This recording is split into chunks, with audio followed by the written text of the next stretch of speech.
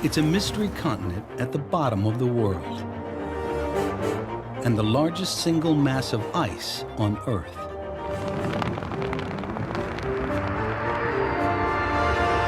For longer than humans have walked the planet, ice has dominated Antarctica. But what about the future? Ice melts from this continent, sea level goes up. As Earth gets warmer, what will happen to Antarctica? We're going into uncertain lands, uncertain future. How will the Earth respond? Today, a pioneering team is searching for answers with a bold new plan and a revolutionary new machine. No one has ever drilled through an ice shelf, and they present these challenges. They must drill down nearly a mile and more than 20 million years deep into Antarctica's ancient history. In this unforgiving place, it's never been done before. It's quite amazing when you think about where we are and what we're doing. Anything can go wrong at any minute. The stakes are high because the secret to Earth's future lies buried in Antarctica's past. Right now on Nova, Secrets Beneath the Ice.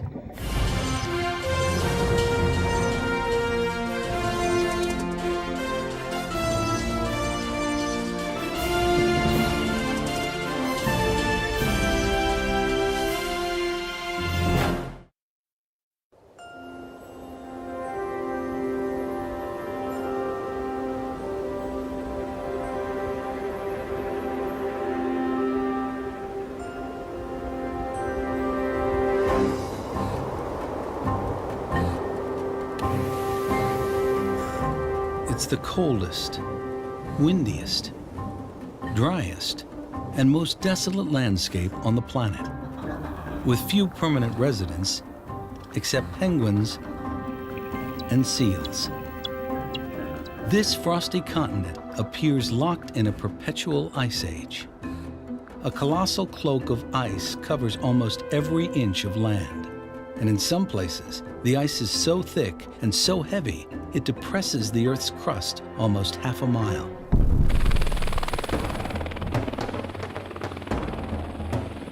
Some people call it Earth's freezer, but scientists call Antarctica the ice.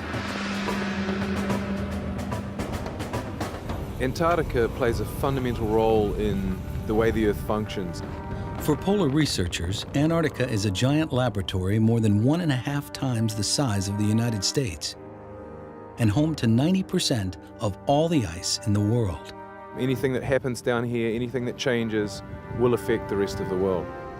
Most people don't think that change in Antarctica matters to them. But when we look at New York City and we look that it's in front of the ocean, it matters. What would happen if all of Antarctica's ice were to melt? Antarctica melts, sea level goes up 12 stories in New York City. Sea levels would rise by more than 150 feet, flooding coastal cities, displacing hundreds of millions of people. That would be a change that you could see from space. Earth would look different. In any case, even a loss of just 10% of Antarctica's ice would be catastrophic. It would raise the sea level over there in Manhattan about 19 feet, right up along the edge. Big sections of Brooklyn would be underwater. Certainly the Mediterranean and some of my favorite cities like Venice would look very different. Tens of millions of people would have to be relocated. It'd be almost a different planet. If sea level changes and the climate around the coastal regions change, it's going to affect the climate where you live. It's going to affect the things you can grow. It's going to affect how you live. There may be a list of things in store that come as a result of raising sea levels that we haven't even thought about yet. Could this be our fate? Is Antarctica heading for a major meltdown? If so, it may happen over centuries. But it could already be starting because the climate is changing. And it's changing because burning fossil fuels has increased the level of carbon dioxide in the atmosphere. Today, we have something that's completely man-made, and that is the addition of carbon dioxide being put into the atmosphere by humanity, by us. Carbon dioxide is a greenhouse gas. It prevents the sun's heat from escaping. I'm in the Brooklyn Botanic Garden, in a greenhouse. Greenhouses, they're basically like heat motels, where the sun's rays can come in and they get trapped inside the greenhouse. They can't get out. So like glass in a greenhouse, gases like carbon dioxide trap solar energy in our atmosphere. But now, those levels are increasing. The result is our Earth is now warming up. And the ice is melting, both in Antarctica and the Arctic. In the north, there's two clear signals. In the Arctic Ocean, you have lots of floating ice and not sticking around through the summer. That's one sign of it getting warmer. The other sign, the edges of the Greenland ice sheet are changing. And the loss of Greenland's ice is now speeding up. In August 2010, an iceberg 4 times the size of Manhattan broke off the edge of Greenland. But Antarctica has nearly 10 times as much ice as Greenland. And in the past decade alone, rising temperatures have caused giant pieces of coastal ice to shrink or crumble. Polar researchers feared that this could be just the beginning of a chain reaction. But have Antarctica's ice sheets ever collapsed before? That's what an international team of geodetectives wants to find out. Here we actually have some running water, some melt water coming out of the ice. To get a more precise picture of Antarctica's future, they plan to dig deep for answers in the past with a giant drill. By drilling into areas around Antarctica, we're able to perceive a history that has an impact for where we're headed as a planet. Antarctica was not always locked in a deep freeze. 160 million years ago, it was part of an enormous supercontinent closer to the equator. At the time, Earth was much warmer than today, and fossil evidence suggests this giant landmass was a tropical habitat teeming with dinosaurs. Eventually, the supercontinent broke apart, and Antarctica drifted south. As Earth was getting colder, falling carbon dioxide levels and powerful ocean currents cooled the isolated continent even further. And then, around 34 million years ago, ice slowly began to form. It would take millions of years for Antarctica to finally lock into a deep freeze. And during that time, it remained warm enough for plant life to survive. Evidence of that was recently unearthed in a relatively ice-free valley in the interior. Here, geologists Alan Ashworth and Adam Lewis find a remarkable fossil.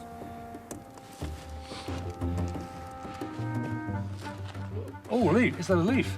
There's a leaf right there. Hey! That leaf fell into the mud maybe 20 million years ago. That may be the best leaf yet. That's a sweet leaf. And then they find something extraordinary. This is like a peat moss. And then if we, tease some of this out, they're like freeze-dried. Under the microscope, these brittle mosses are in pristine condition. These moss fossils are not rock, but actual plant tissue, the last vestiges of vegetation from a time when Antarctica was still warm. They were found under a layer of volcanic ash that dates back millions of years. This is the original moss tissue, and even the cells are preserved in these fossils. These plants were flash frozen when Antarctica plummeted into a deep freeze that preserved them until today. It's mind-boggling. The only way is to say the climate remained very, very cold, it remained very, very dry, and it did not warm up for even relatively short periods of time in this location. Otherwise, these things are gone. Now, as Earth is heating up, what will happen to Antarctica? Will it melt, raising sea levels all over the planet? How sensitive is this frozen land to the temperature changes we currently face? But before researchers can investigate in Antarctica, last-minute testing is taking place here, over 2,000 miles away, in the countryside of New Zealand, with a brand new drill. Yeah, it's a shakedown. We've got a few leaking connections and things that don't quite fit as well as they need to, a little bit of modifications required. Pretty common with a brand new piece of equipment. Weighing in at a whopping 40 tons, this mechanized marvel is as heavy as a humpback whale, and just as large.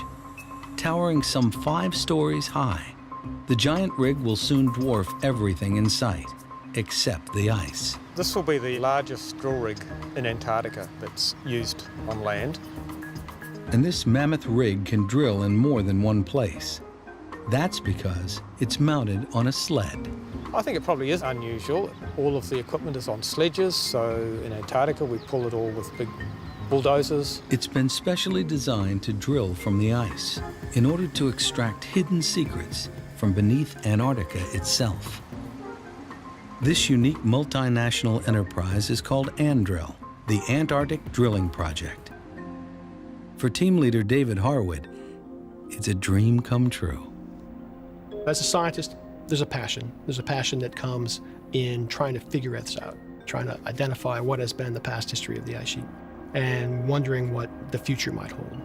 Soon, the giant drill will be dismantled and ready for a long sea voyage.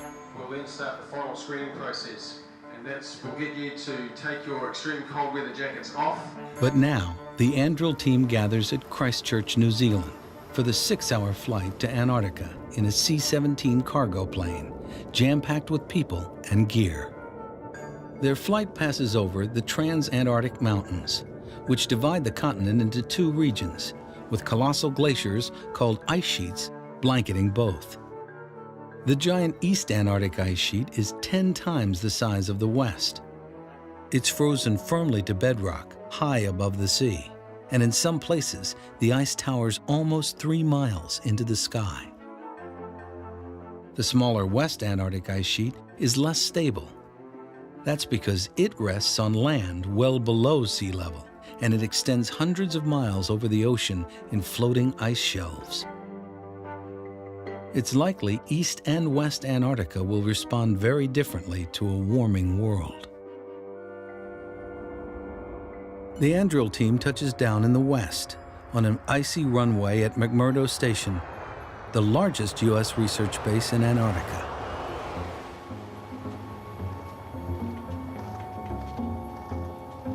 As David Harwood and Richard Levy step out onto the ice, the first thing they notice is the weather. The breeze is a bit chilly, but it's beautiful. It's good to be back.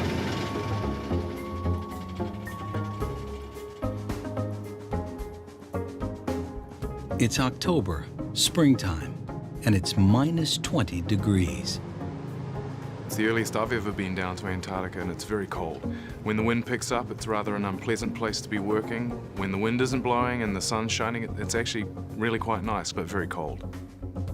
But even a sunny afternoon can turn nasty at a moment's notice. It's a beautiful day! Come on, guys!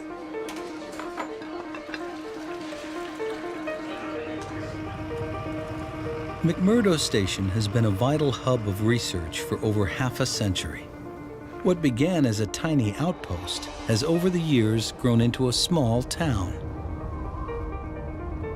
McMurdo houses a population of 200 people year-round. But during the research season, it becomes home base for over 1,000.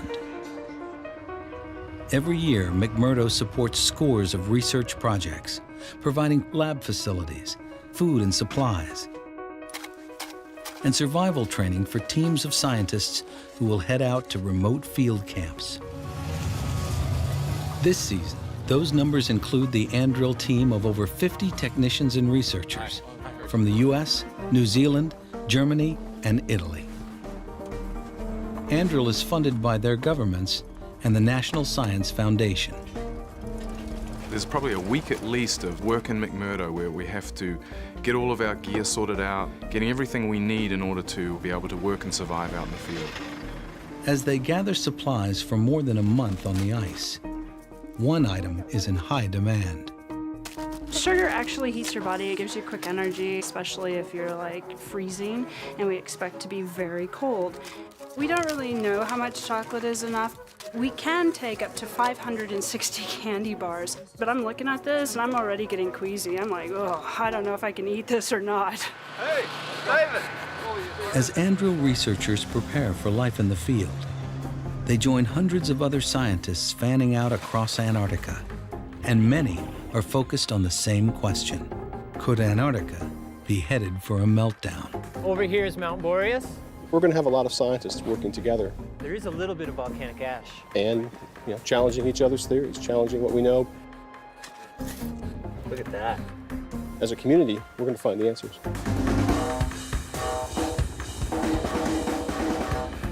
But the continent won't give up its secrets easily. The stark beauty of Antarctica masks a treacherous nature. More than 70% of all the fresh water in the world is harbored here. But most of that water is frozen. And with less precipitation than the Sahara, Antarctica is the driest desert on Earth. Raging winds of up to 200 miles per hour sometimes blast the frozen terrain, where temperatures can drop to 100 degrees below zero. Only during the short Antarctic summer can most researchers gather precious scientific data from this giant mystery continent.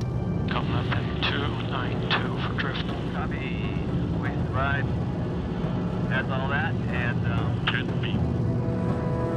A 4-hour flight and 400 miles from McMurdo is the center of the West Antarctic ice sheet. And for one team, this is the best way to find out about the past. This is the side of a snow pit. It's a thin wall between two pits. The other side is open so light can shine through, and you can really see the different layers in the pit. So this is 1 year's worth of snow accumulation, and there's a second year's worth of snow accumulation here below it. 2 years of record right here in the snow pit. Of course, we want to go back a lot further in time than that. In order to do that, we can't just use shovels and chainsaws like we did here, so we have to use a drill.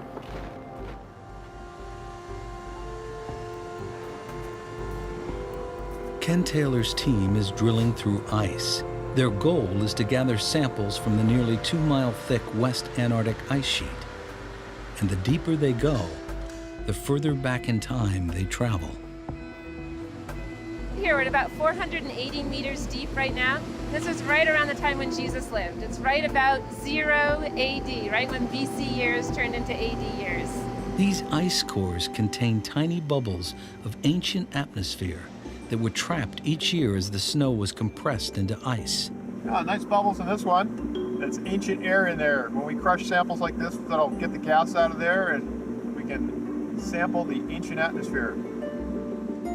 We can also get a record of how things like temperature and sea ice changed in the past. And by combining these different records, we can understand how the climate system has operated in the past.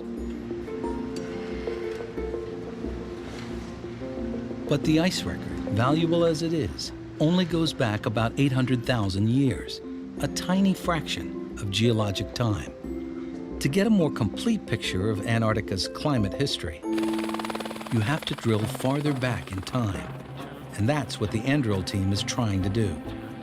They want to paint a picture of Antarctica as it changed from warm to cold millions of years ago. In order to do that, Andrill will have to drill deep into the Earth. But finding the right location is a major challenge on a continent covered by ice. And even in those few places where the ice has receded, it's still not easy. Andrill's David Harwood and Richard Levy are searching for places to drill. But as they fly over a field of rubble, they see that gathering evidence for a chronological history is not possible here. Something has stirred things up, and that something is the ice itself. That's because ice moves. For tens of millions of years, glaciers have slowly scoured the land, gobbling up rocks and debris and spreading them all across the landscape in random order. This we call glacial paleontology. Some call it garbage pile paleontology because we're looking and sorting through these moraines to try to get pieces of information that the ice sheet has brought to us. A moraine is the chaotic accumulation of rocks and debris deposited by glacial movement. This one here actually has abundant shell fossils. This shell, brought here by a glacier, comes from a time when the continent was warmer and water ran through these valleys. This landscape is a treasure trove of Antarctica's climate history. But the ice has scrambled all the clues. We're looking at a jigsaw puzzle. Yet there's one place where the evidence remains intact. That's in the seafloor beneath the Antarctic ice shelf, where the glacial movement has also deposited layer after layer in chronological order. Drilling gives us an opportunity to get a serial history in time. Each layer goes back in time, and we know that a rock above was younger than a rock below, so we can put it into a history. The Andrill team aims to drill through the Antarctic ice and the sea below. Then, like a straw thrust through a layer cake, they'll bore deep into the ocean floor in order to recover millions of years of rock and mud that trace Antarctica's climate history. Even after ice began to form in Antarctica around 34 million years ago, the continent remained warm enough for plant life to survive, a lot like areas of New Zealand today, where ice can be found bordered by trees and plants. But when did Antarctica plunge into a solid deep freeze? And how did it happen? Was it gradual or abrupt? Will the story of how Antarctica changed from greenhouse to icehouse reveal new clues about the continent's climate future and our own? Charlie, I am David Harwood.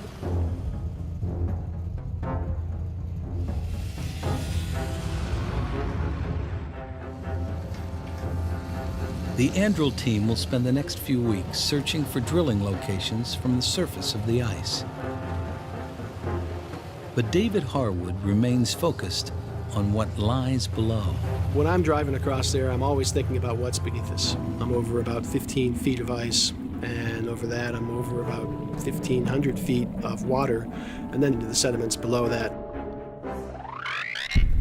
Here at the bottom of the world, the sun never sets in the summer. And as night blends into day, the work begins in earnest. The team heads out to McMurdo Sound, a place where the ocean freezes annually, creating a precarious platform of floating sea ice that will only last a few months. We're standing right now in the southern part of McMurdo Sound. Seasonally, this region will break out. The sea ice that we're standing on will melt out. It's now strong enough, perhaps 20 feet beneath us is the thickness of ice, and then 1,500 feet of water beneath us as well. Just to be sure they're in the right place, Fire in the hole. the team blasts powerful sound waves through the sea ice and into the seafloor below. The result is a sonic street map of layer after layer of rock and mud, each one representing a different era of the past. By looking into the past, we can maybe project into the future. How dynamic has been the behavior of the ice sheets? Have they been static and slowly changing? How active a player have they been?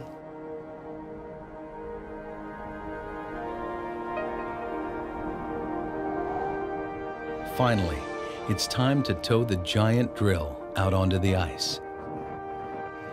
To ensure that the weight of the rig isn't supported by the sea ice alone, divers attach flotation devices to the drilled pipe. And at the end of that pipe is a whirling tool with a unique cutting edge. A drill bit made of diamonds that can bore through almost everything in its path. The diamond core system that we have, it's almost like melting the core down through the rocks. It just cuts through whatever's there. If you hit a big boulder, you'll just end up with a cylinder of that boulder, and it'll just keep going. Now the real drilling begins.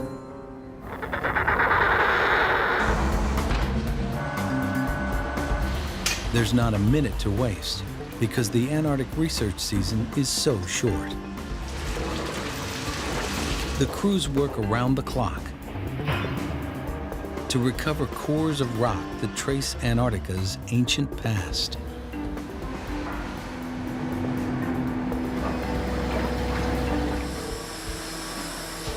The powerful drill bores down over 3/4 of a mile, bringing up 12 feet of core at a time, each foot averaging 1,000 years of climate history. It's an astonishing feat. It's quite amazing when you think about where we are and what we're doing. We've got a drill rig, a 60-ton to 90-ton with all the equipment on it drill rig sitting behind us here on 8 meters of sea ice, above 380 meters of water, and then we're drilling down into the seafloor below that with a 3 to 4 inch diameter pipe that's turning round and round like a piece of spaghetti hanging down through the water and into the ground, and it's wobbling around a bit, and we're turning around and bringing core up from deep within the earth. Anything can go wrong at any minute with this process. And all too soon, it does. Sometimes even a drill bit made of diamonds can run into trouble. We haven't been getting particularly good quality core, and we're suspecting that the drill bit has been damaged.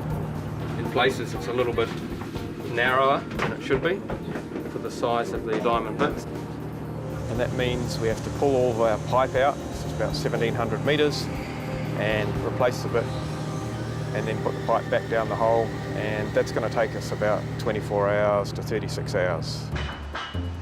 Removing and replacing nearly a mile of pipe is no easy task, especially when it's your job to change it all out, piece by piece.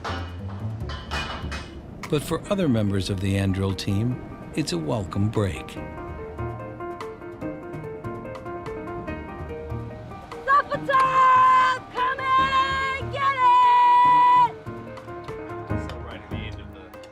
In an extreme environment like Antarctica, nobody's on a diet. Your body is working so hard to stay warm, packing away 6,000 calories or more a day is not an indulgence, it's a necessity. Is there coffee on the stove? And because Antarctica is drier than the hottest desert, dehydration is a constant concern. And keeping the drill up and running is another.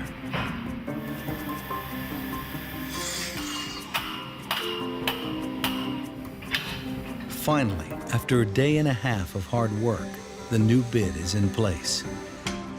And drilling is back on track. They recover a 12-foot length of core, wrapped in a protective cover. Workers carefully carry it back to the lab to be examined. When they crack it open, it's in perfect condition. This mud and rock is more valuable than gold because each core is a time machine. We're currently down at a depth of about 440 meters.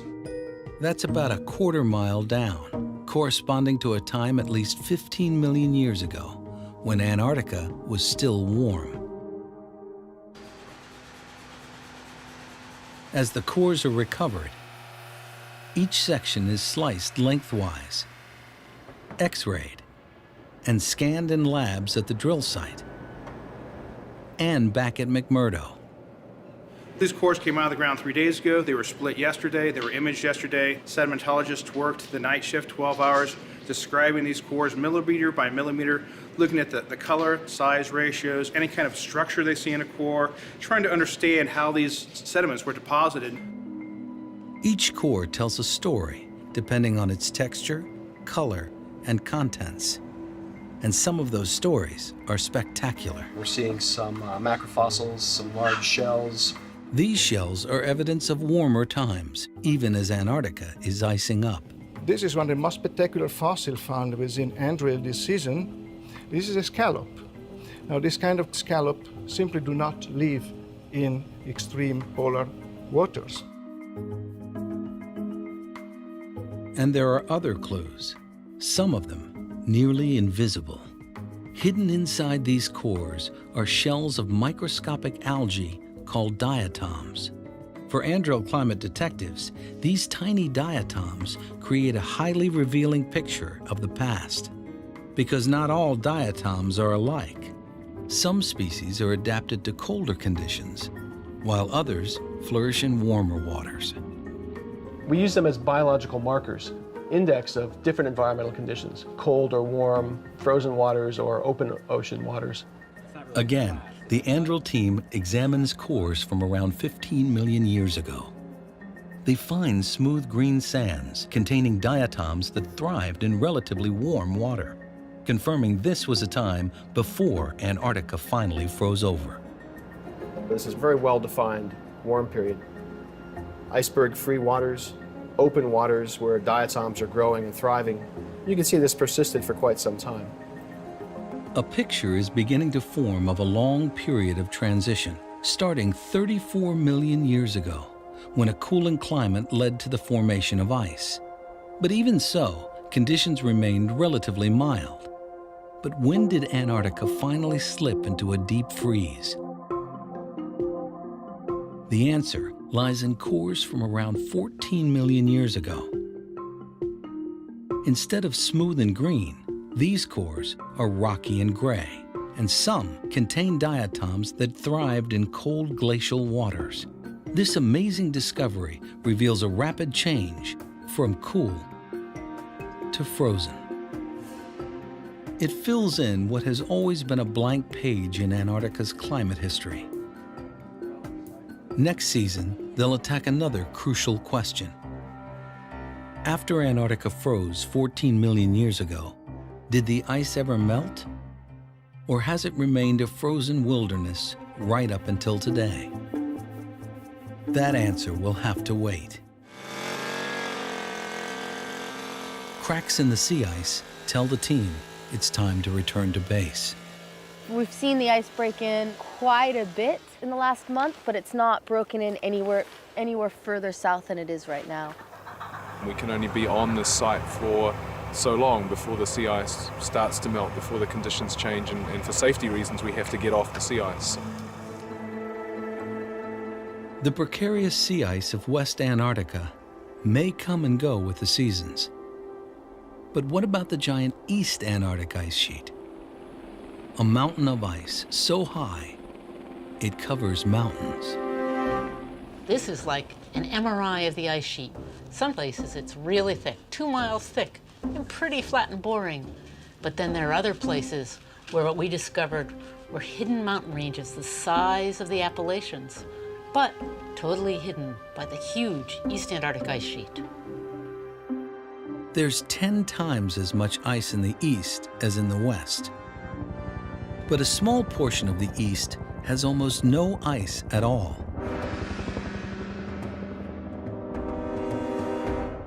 It's an unearthly location that defies the very image of Antarctica.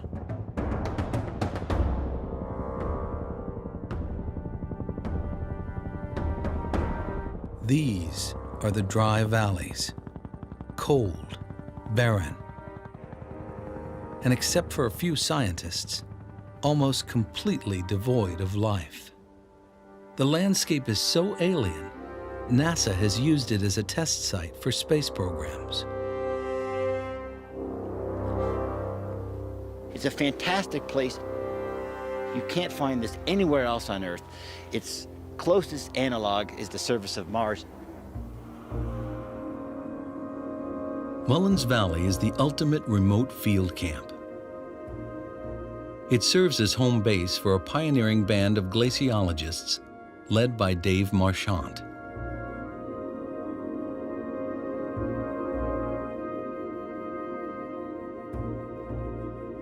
Marchant and his team are conducting research the rugged, old-fashioned way. They'll live in tents and won't be picked up for 2 months. They need to be self-sufficient, and for the most part, they like it that way. Good day. Burritos.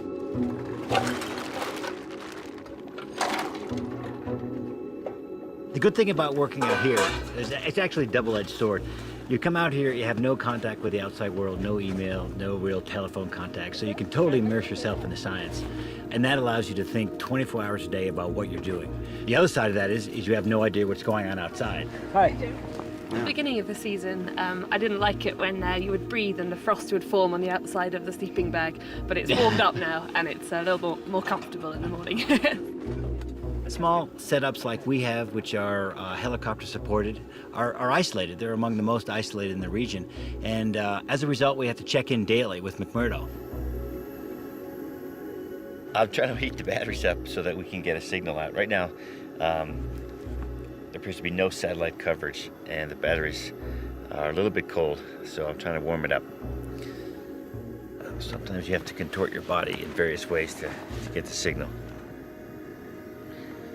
No, we're not, we don't have enough signal yet.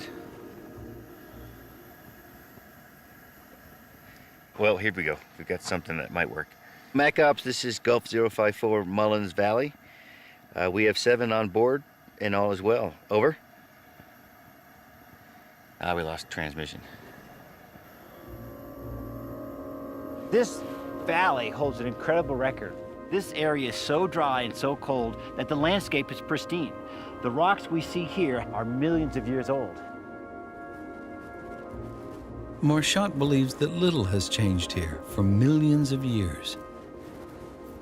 What to me is exciting is that we're walking on an ancient landscape. Imagine living 10 million years ago in Antarctica. This is what you'd see, exactly as it is today, hardly modified at all.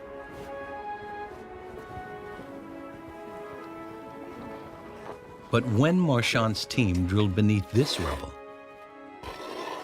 they found something totally unexpected. A hidden glacier that extends hundreds of feet below the surface. This is, in my opinion, the oldest dated buried glacier on Earth. Is it all out? Yep, it's all out. Are you getting it? Yeah. The evidence comes from volcanic ash. The dry valleys are surrounded by extinct volcanoes that erupted millions of years ago. We're finding ash deposits on top of ice. Ash dates are coming back as old as 8 million years. And according to Marchant, this volcanic ash shows this hidden glacier, once frozen, has never melted. This is volcanic ash that erupted from a volcano and has been sitting there for millions of years. It shows no chemical alteration, which you'd expect if there were any amount of liquid meltwater over that duration. The fact that it's dry and pristine tells me it's always been here, which is incredible. Equally astonishing, and just 300 miles away, there appears to be a completely different picture. Exploring East Antarctica, closer to the South Pole, Andrill's David Harwood found leaf fossils and pieces of wood. Surprisingly, according to Harwood, these date to a relatively recent time, when Antarctica was not only warmer than today, there were plants and trees. This is a piece of southern beech. This wood is not fossilized in the sense that it is petrified. It could still burn. To find the wood and leaves together is pretty phenomenal. It's really phenomenal for Antarctica, particularly for Antarctica in this time period, about 4 million years ago. This season, the drill is set up to find evidence of what happened in Antarctica during this period, 3 to 5 million years ago. It's a time known as the Pliocene. Now, what's important about that is that the Pliocene was globally warmer than today. The same temperatures as our Earth may be headed for at the end of the century, if climate change predictions are correct. If we go back 3 to 5 million years into the geological past, we know that that was a time when Earth's climate was warmer than it is today, perhaps by 3 to 4 degrees.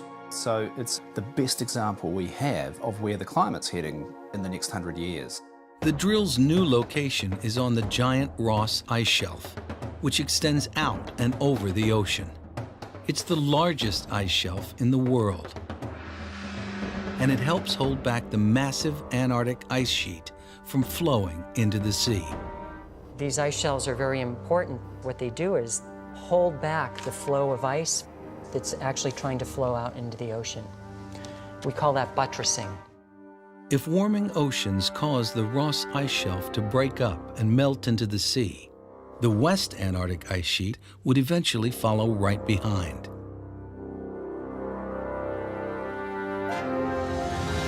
The Anduril team is looking for the answer to a critical question. When Earth was warming during the Pliocene, what happened to the ice?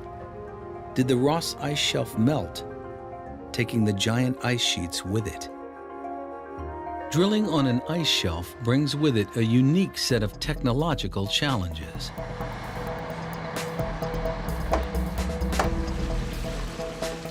Including constant problems with mud and water. Unlike drilling through sea ice, which is just 26 feet thick, the ice shelf here is 400 feet. We're looking at least doubling or trying to double our capability below the sea floor and penetrate to 1,000 metres or better into the sea floor.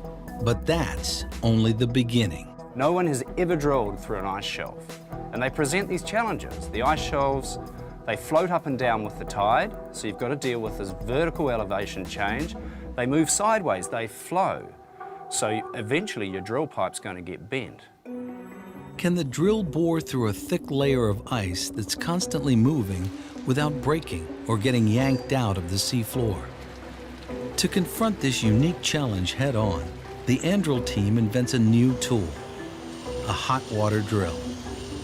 This marvel of engineering is a moving ring of heat that blasts jets of steaming water to melt a wide hole so the drill can operate freely through 400 feet of shifting ice.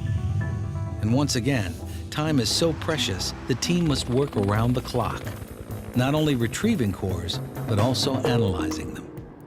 It's 2 a.m., but you wouldn't know it. Geologists are busy logging cores like it's early afternoon. We're laying out the cores in a proper sequence from top, the very highest point of the core, all the way to the very slowest point of the core here. An 80-foot core that dates back about 3 million years is closely examined. It contains microfossils of single-celled animals known as forams.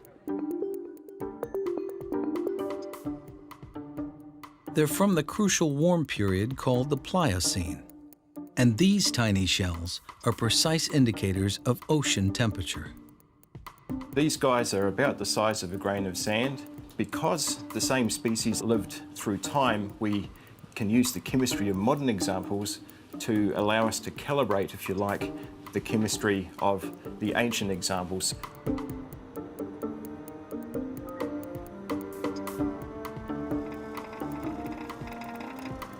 What Gav's doing here is he's measuring the amount of two metals, magnesium and calcium, that are in the ocean and get incorporated into the shell of the foram when it's growing in that ocean. And that process is dependent on the temperature of the ocean. So if we know the magnesium, we know the calcium, we can determine the temperature of the ocean at the time that foram lived.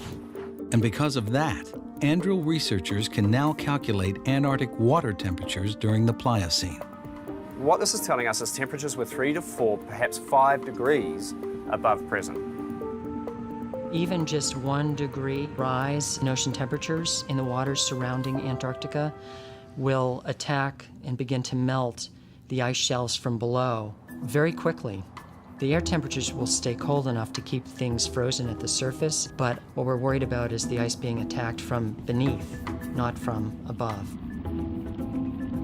And the cores reveal that this is what happened during the Pliocene, when global climate was warming. But they display even more change than expected, revealing not only a patchwork of glacial rubble, but also smooth mud from open seas, indicating that ice both froze and then melted many times. There's a really important change right here. This interval shows us quite a dramatic change in the environment. There was ice, and then there was no ice. The ice sheet has gone backwards and forwards. It's advanced and it's retreated. As they examine core after core from the Pliocene, they continue to see surprising signs of change. The results of the drilling are simply spectacular.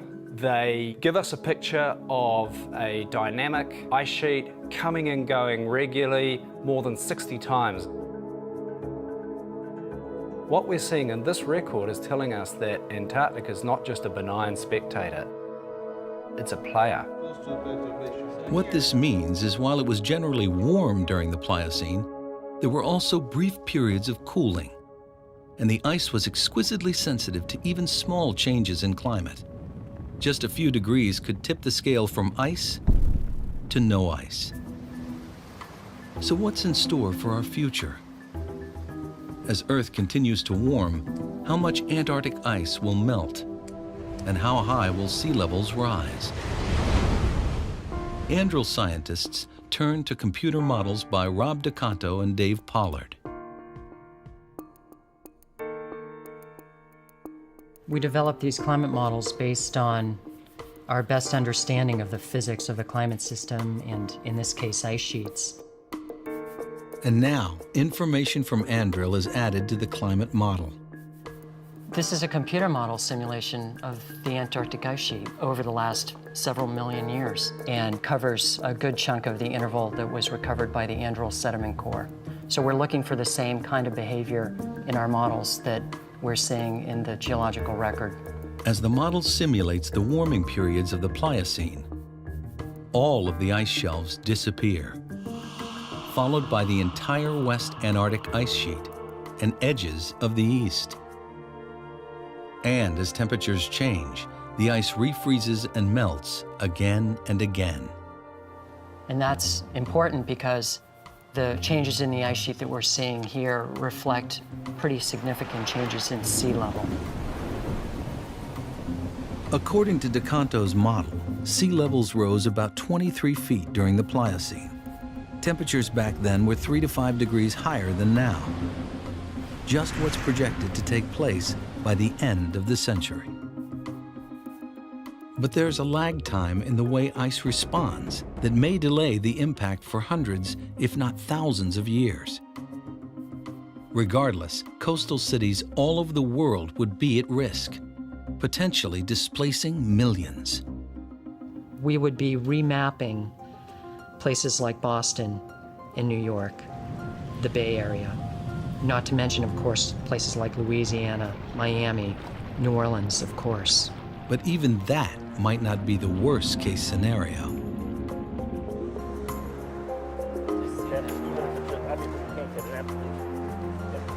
Things were very similar to today in terms of our climate. Tim Naish brings Rob DeCanto to New Zealand to look at a possibility that's even more frightening. This is the first time I've seen the actual direct evidence for what the models are doing. You're seeing a deepening sea level rise up through here. We're going to look at some rocks that are the same age as rocks we've drilled in Antarctica that give us the record of global sea level changes.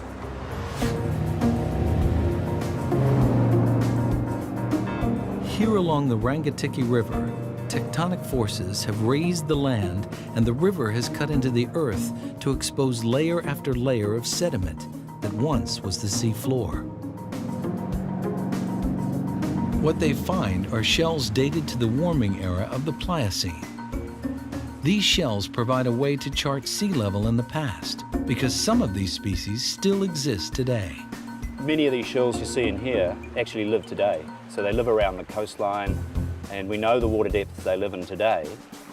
So by breaking them out of these rocks and identifying them, we can say the depth they were living here over 3 million years ago.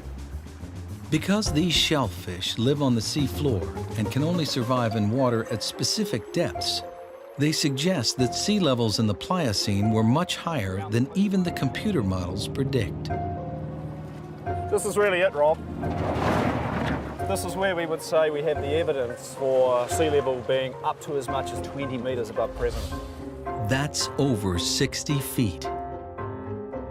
In order for sea level to have risen that high, an enormous amount of ice must have melted. And this raises a startling possibility that a large part of the vast East Antarctic ice sheet melted along with the West. And if it melted once, could it melt again? That could be a very bad thing because that would actually produce a contribution to future sea level change that we really haven't been thinking about. This presents an even more dangerous and unpredictable picture of Antarctica. What's been surprising is even geologists thought that glaciers and ice sheets were these large static features, which we would never really see change in our lifetime. But glacial processes are no longer quite as glacial. Things are moving faster than we had thought. What's driving these changes are rising levels of greenhouse gases. In the next 5 years, greenhouse gas levels will be like they were in the Pliocene. But we're not just going back to the Pliocene. Some of the projections put CO2 levels at twice the concentrations of the Pliocene by the end of the next century. We're essentially going back to the time of the dinosaurs, when there was very little ice on the planet and there were forests covering Antarctica. And signs of change are already here. Scientists were completely caught by surprise when in 2002, the Larsen ice shelf shattered apart without warning in just a few weeks. And today, the Wilkins ice shelf, a block of ice approximately the size of Connecticut, barely hangs on. I would say it's inevitable that West Antarctica will disappear. How long it will take East Antarctica to engage is something that's not yet known. In the coming years, the Anduril team will continue to explore Antarctica's climate history in order to gain valuable insight into Earth's future. With each new core, we gain new knowledge about a continent that's always been shrouded in mystery. But its fate remains very much tied to our own.